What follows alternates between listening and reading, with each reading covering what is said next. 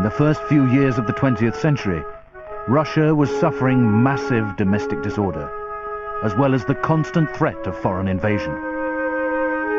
The rich sought amusement, and the church needed a boost. So the church was looking for genuinely spiritual types from the common people. And likewise, the monarchy was similarly looking for people like Rasputin who could give it some sort of divine authority. His reputation as a preacher had preceded him, and he had an entree into high circles within the church, and from there into the aristocracy and the royal family. Tsar Nicholas II and Empress Alexandra lived a life of opulence and luxury, in extraordinary palaces, furnished with gold, and anything their hearts desired. The one dark cloud was that the heir to the throne, Alexei, suffered from haemophilia, an agonizing blood disorder thought incurable. The Empress was desperate for someone to heal her son, the Tsarevich Alexis, because she had brought haemophilia into the Romanov family through her own family of Hesse. She saw her son's illness, the first male heir to be born, as a punishment from God. In November 1906, Rasputin was summoned to the royal palace at Tsarskoye Selo to see if his mystical ability to heal could help. It seems that he was able to stop the bleeding of Tsarevich on occasion, whether this was by hypnotism or by simply his presence, which seemed to have a calming effect, or whether it was because he comforted the mother, who was hysterical. With the illness of Alexei becoming progressively worse, the Empress was convinced that only a miracle could save her son. An incident in 1912 really sort of fixed his position there. The Empress was out riding with Alexis, and he had some sort of fall, and the internal bleeding began. In her desperation, the Empress telegrams Rasputin, who's at home in his village in western Siberia. And by return, he sends a telegram back saying, "God has heard your prayers and seen your tears. The little one will not die. Tell the doctors not to bother him too much." Miracle of miracles, the next morning he recovers, the bleeding stops. That sealed it for Alexandra. A miracle had occurred. And from that point on, Rasputin's comings and goings at the court became more frequent.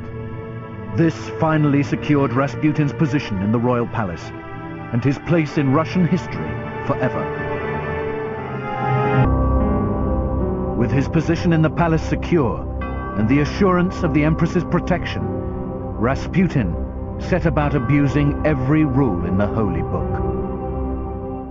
He was a dual character if ever there was one.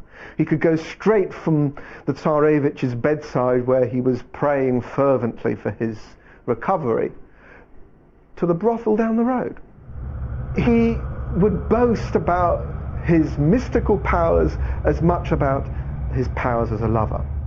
So, in a sense, you know, his two careers were going apart in parallel. It's like a pop star suddenly being a star overnight and don't know what to do with their money or their fame and their power, in a sense. And he had this wonderful power now. For the ladies of the aristocracy, there was undoubtedly an element of piquancy in this grubby man.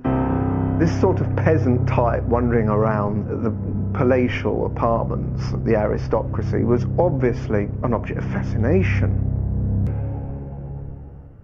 Untarnished by his lewd actions, Rasputin split his time between the palatial apartments of the well-to-do and the royal chamber of the Empress herself.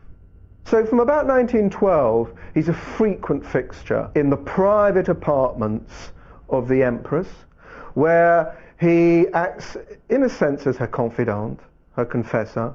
She obviously took great comfort in his presence, not least because of his calming influence on the boy. Rasputin was well aware that as long as the prince was alive, he had run of the royal house. The Empress's trust was paramount to Rasputin's quest for fame and power.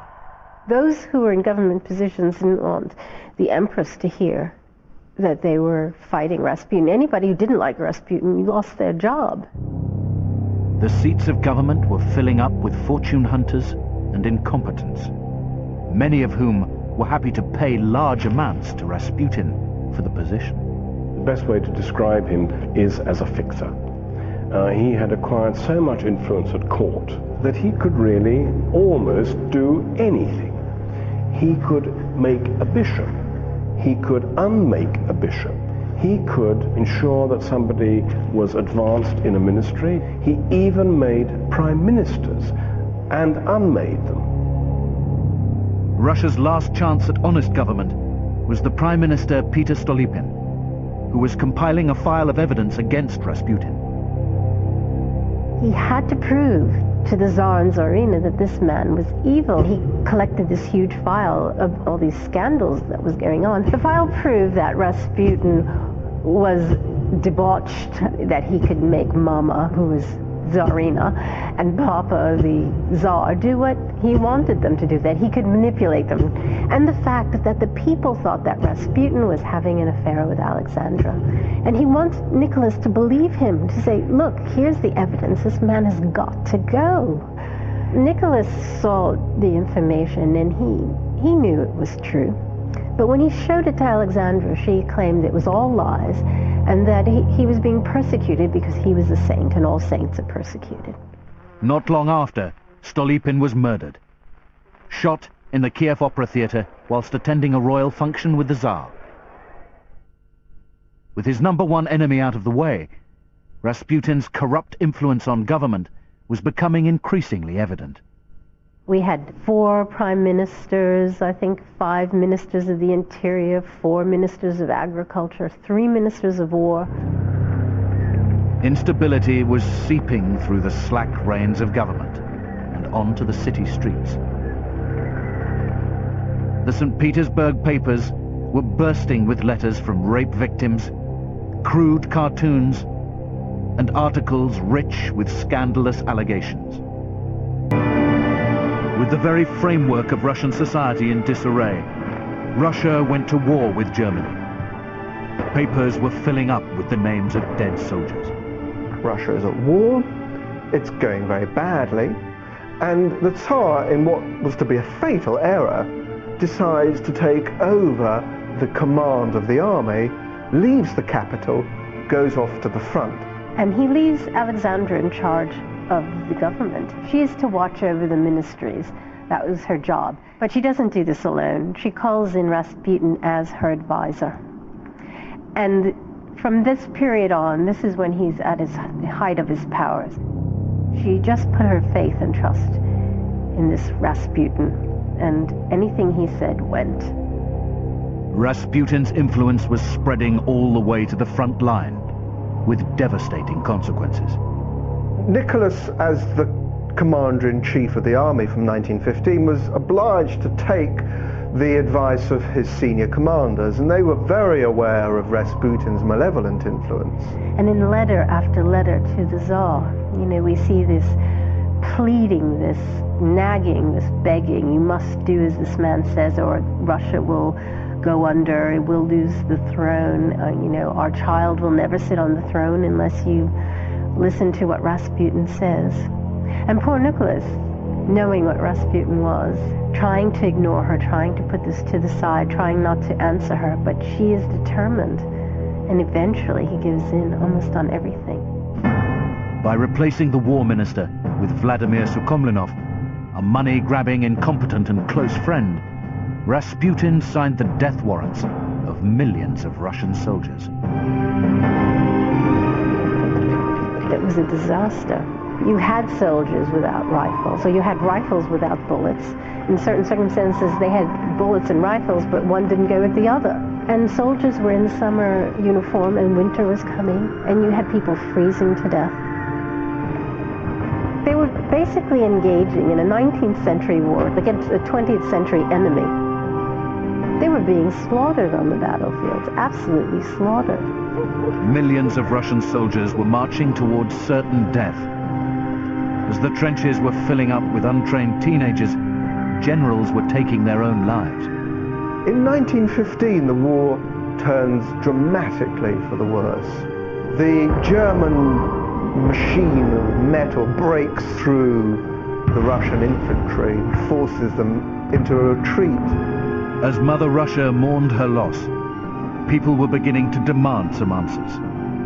All fingers were pointing to Rasputin. Rasputin had become a living legend, whose own judgment day was drawing near. Rasputin is demonized. The monarchists blame him for bringing the monarchy down.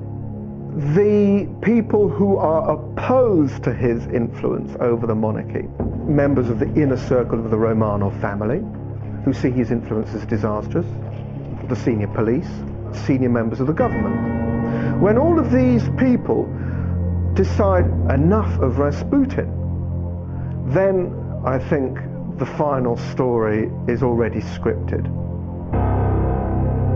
In the small hours of a cold December night in 1916, Rasputin was driven to the palace of the Tsar's cousin, Prince Yusupov, for what he thought was a secret tryst with a beautiful woman.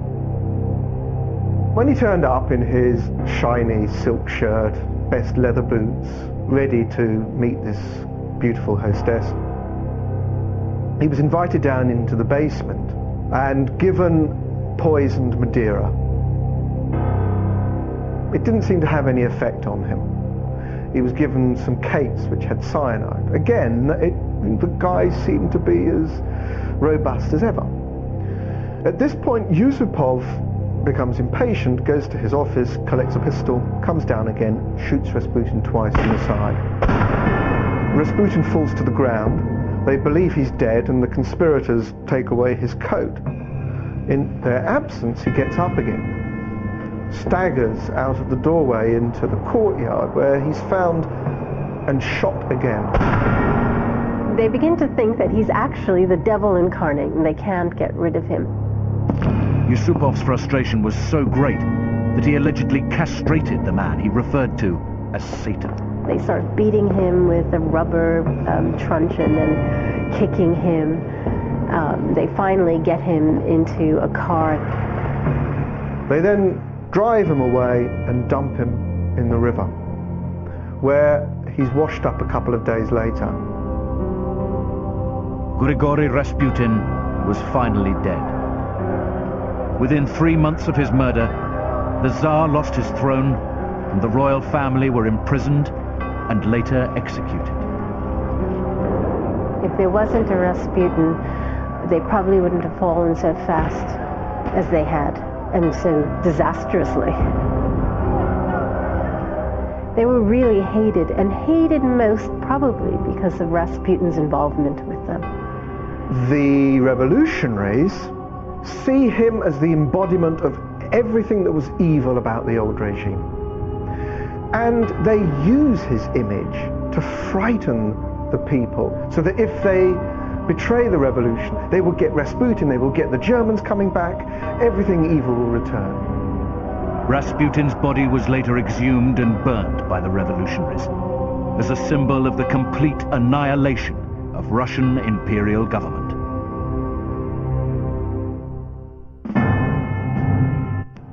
History Night concludes after the break as we head off to the battlefield to hear about the medicine men who risked their own lives to save those of others.